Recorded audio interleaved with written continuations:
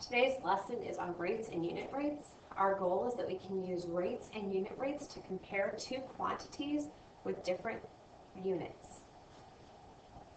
So here we have a picture of the puppy Colby, and we have the example from your notes. You have that a few years ago, Mr. Kreinberg's dog Colby, this is the Colby, suffered from frequent ear infections. Colby's veterinarian suggested a specific dog food that would help with the problem. Mr. Kreinberg found the food at PetSmart, as well as on a website named Mr. Chewy. The prices and amount of dog food offered were as follows. PetSmart, it was $70 for 17 pounds, and Mr. Chewy was $100 for 25 pounds. Which one is the best buy? Well, hopefully, you guys can look at this and figure out that if we do $70 for 17 pounds, you would do $70 divided by 17, and you get $4.12 if you round it for 1 pound. And the abbreviation for pound is 1 lb. And to do Mr. Chewy's, it's going to be $100 divided by 25 pounds, which is going to be $4 for 1 pound. So looking at that, hopefully you see that over time, while it may not look like a whole lot, Mr. Chewy's is 12 cents cheaper per pound. When you look at the price on all of that, that's definitely a better savings. So Mr. Chewy's is the way to go. All right, vocabulary, one word at a time. Again, remember, pause as you need to. Rewind if you need to go back and listen to something again. Vocabulary. A rate is a ratio of two quantities measured in different units. A unit rate is a rate that has a denominator of 1 unit. If a rate is not written in a fraction form, simply write the second quantity down to 1 unit. Examples. We have 15 miles for 1 hour, $3.09 for 1 gallon, 30 seconds per question. Guided practice. During peak season, a vine can grow 6 inches in 12 hours. What is the peak growth rate of that vine in inches per hour?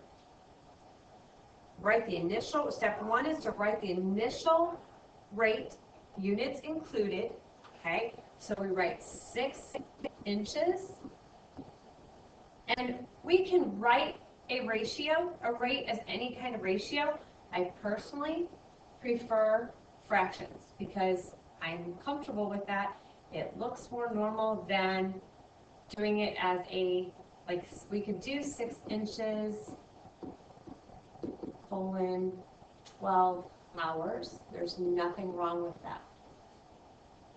I'm more comfortable working with and simplifying this, okay? So, it said in inches per hour. So we want our hours to be on the bottom, okay? All right. Then we are to divide each part of the rate by the denominator. It is okay to have a decimal in the numerator. So we're going to divide both of these by 12. Okay, so 6 divided by 12 is 5/10 inch. Okay, and we're going to get 1 hour. So it's going to grow 1/2 inch per hour. All right. Independent practice. You're going to do each one of these on your own, which means you're going to look at them and you're going to pause it and then come back and look at my answers. You're going to pause them and do them. Okay?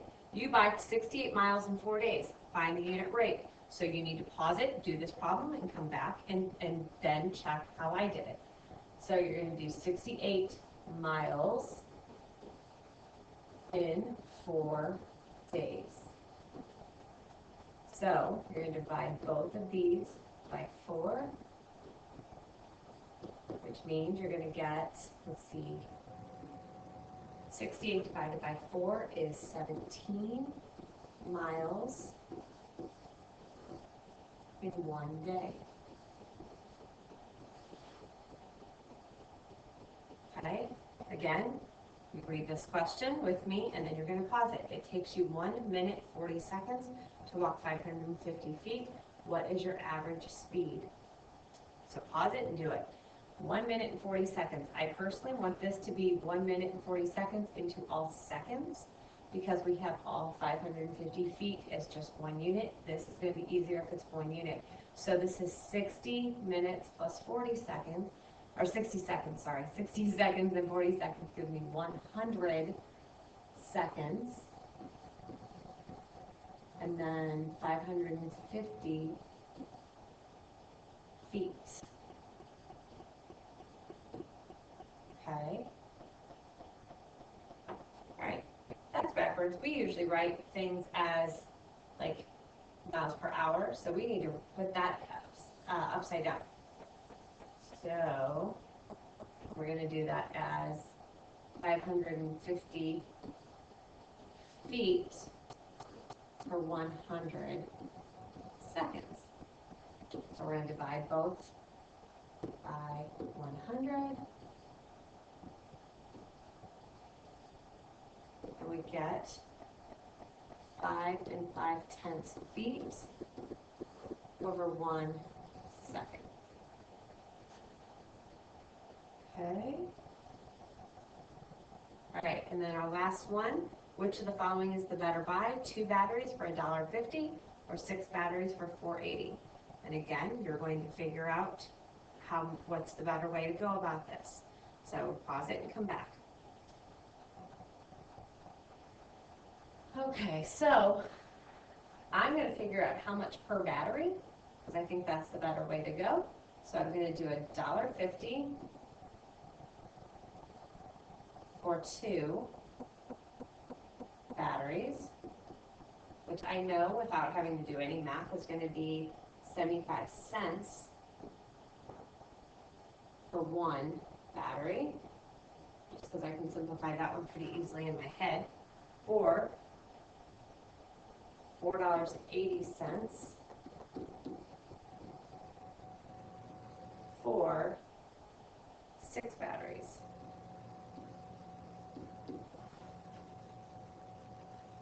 And when I do the math on that, I get that it's 80 cents